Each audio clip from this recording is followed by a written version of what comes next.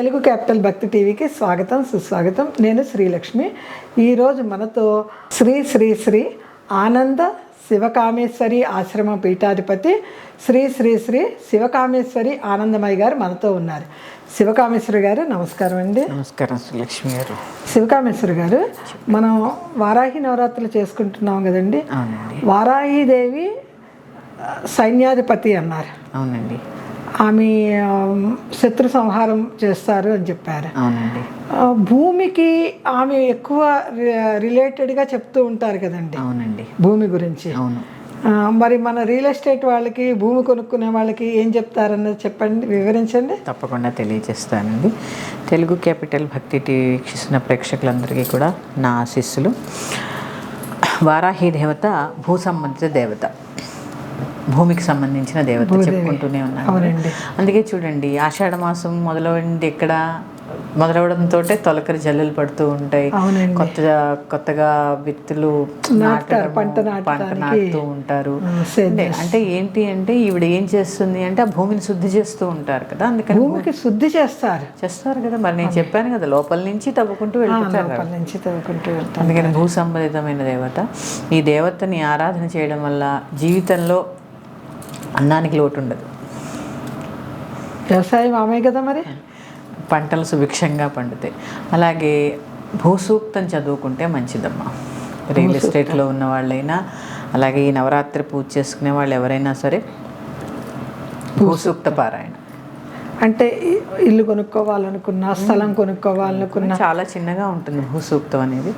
చక్కగా భూసూక్త పారాయణ చేసుకోండి. ఇంకా చెప్పాను కదా, శుక్రవారం వచ్చింది కాబట్టి శనివారం ఉద్వాసనం చెప్పాను కదా, శుక్రవారం చెప్పాను కదా, మహాలక్ష్మి యొక్క ఇంకో రూపమే వారాహి. మహాలక్ష్మి యొక్క ఇంకొక రూపమే వారాహి. అందుకని శుక్రవారం నాడు మహాలక్ష్మి అష్టోత్తరము, ఆవిడికి పరవాణం వండి నివేదన చేయండి. శుక్రవారం రోజు పరవాణం, శుక్రవారం నాడు పరవాణం వండి నివేదన చేయండి. తాటి బెల్లంతో చేసిన పరవాణం అయితే ఇంకా శ్రేష్టం అంటారు.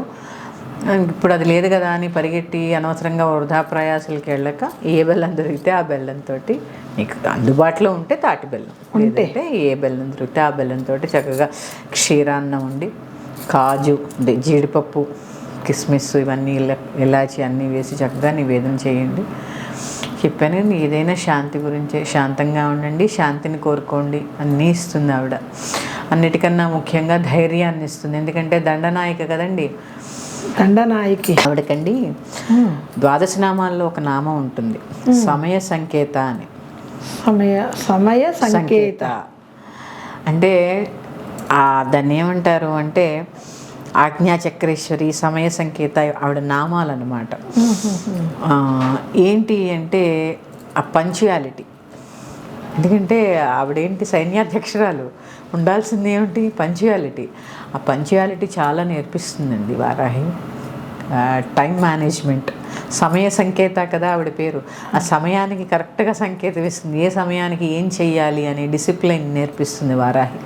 భూసంబంధితమైన దేవత కూడా అలాగే టైంని ఎట్లా యూటిలైజ్ చేసుకోవాలి అనేది వారాహిదేవి కృప ద్వారా మనకి కలుగుతుంది.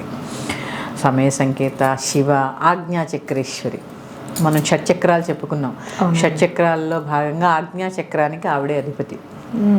ఆజ్ఞాచక్రేశ్వరి అంటే ఆవిడని ఆరాధన చేయడం వల్ల, ఇప్పుడు చెప్పానుగా, సమయ సంకేత, ఆజ్ఞాచక్రేశ్వరి. ఆ సమయానికి ఆ సంకేతం వస్తూ ఉంటుందన్నమాట. అదే ఆజ్ఞాచక్ర యొక్క విశిష్టత, అదే కదా. ఆమె సంకేతం ఇస్తూ ఉంటారు. అది ఆవిడ ఆరాధనలో వెళ్ళగా ఖచ్చితంగా మనం కొన్ని అనుభవాలను అయితే పొందుతామండి. కొన్ని అనుభవాలు మనకి వస్తూ ఉంటాయి. అంటే ఏది తప్పు, ఏది ఒప్పు, ఏది ఏం చెయ్యాలి, ఏ సమయానికి ఏం చేయాలి, ఎప్పుడు ఎలాగ రియాక్ట్ అవ్వాలి, అక్కర్లేనప్పుడు నవ్వడం, కావలసినప్పుడు కాకుండా అక్కర్లేనప్పుడు కోప్పడడం, ఇలాంటి లక్షణాలన్నీ కూడా వారాహి చాలా. ఆవిడ అసలు నిజంగా ఇంతకన్నా ఏం చెప్పలేను, మాటలు రావట్లేదు నాకు. శ్రద్ధగా చేసుకుంటున్నారు అందరూ చాలా బాగా చేసుకుంటున్నారు. అందుకని ఇంత చేసాం అంత చేసామని బయటికి మాత్రం చెప్పకండి. ఎందుకంటే ఇవి గుప్త నవరాత్రులు, గుప్తంగానే ఉంచాలి. గుప్తంగానే ఉంచాలి. పూజ జపం కొంతమంది చాలా జపం చేసి బయటకు వచ్చి నేను ఇన్ని వేలు చేశాను, ఇన్ని లక్షలు చేశానంటారు. అది తప్పు. గుప్త నవరాత్రులు అంటే గుప్తంగా ఉంచేవే. అందుకని చక్కగా గుప్తంగా చేసుకుని అమ్మవారి కృపకు పాత్రలు కండి. శ్రీమాత్రే నమః. స్వస్తి. శ్రీమాత్రే నమః.